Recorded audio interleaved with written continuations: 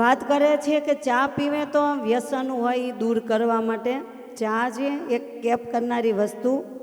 એટલા માટે એક ગામડાની અંદર કથા બેઠી. તે કથામાં ઓલા માંડવા નાખેલા, ઉપર પંખા ફરે. તે બધાએ ડોસીઓ આવે ને મોટા મોટા વડીલો, એ કથા સાંભળવા બેઠા.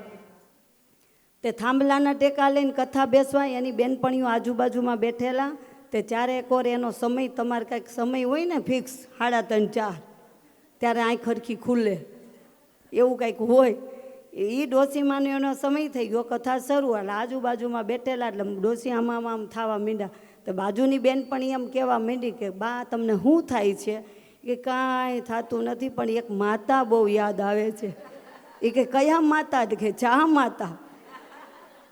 એટલે એ ડોસ્યું બહુ હોશિયાર હતા ભેસાણ ગામના.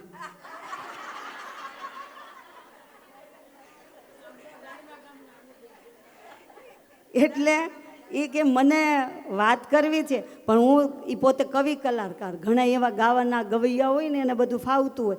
તો કે હું ગાયન સંભળાવું જ કે કયો ને, આજ તો આપણે સાંભળવું જ છે ને.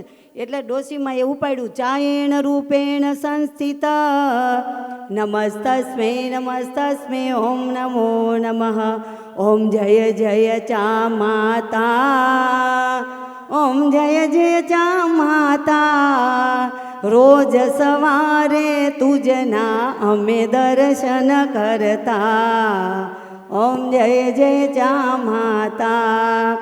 ચા મોરસને પાણી સંગ રહેતા મૈયા, માં પાણી સંગ રહેતા.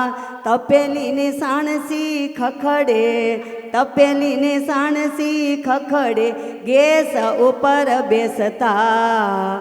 ઓમ જય જય ચા માતા. ચા પીને માતા કંટાળો બહુ દૂર થાતો, મૈયા હું બહુ હર ખાતી. એવી છો તું દયાળુ, માથું ઉતારનારી. ઓમ જય જય ચા માતા. બોલો ચા માત કી નો આવે.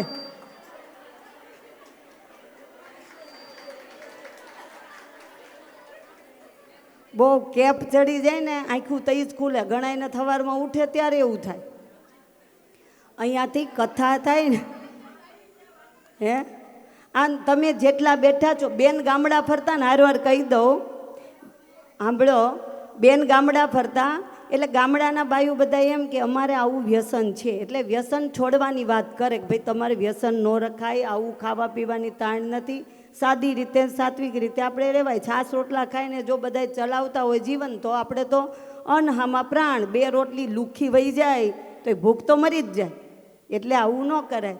તે એ કે પણ અમે છે ને ચા ન પીને તો અમે હાવ બધા બુદ્ધિ વગર ના લાગી. અમને એમ કે તમને કાંઈ ખબર પડે છે કે ચા તો પીવી જોઈએ?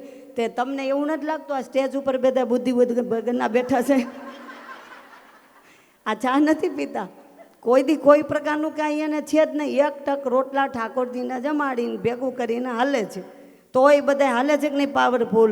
એ ભગવાન સ્વામિનારાયણ અને ગુરુ લીલાબા, અમે એના શિષ્યો છીએ. એટલે એ સિંહણ સમૂહ કામ કરે છે ને ભગવાનને રાજી કરવાનું તાન. એના શિષ્ય થવા મળે ને, એના હાથની કંઠી મળે, ભાગશાળી હોય એના બધું મળી જાય.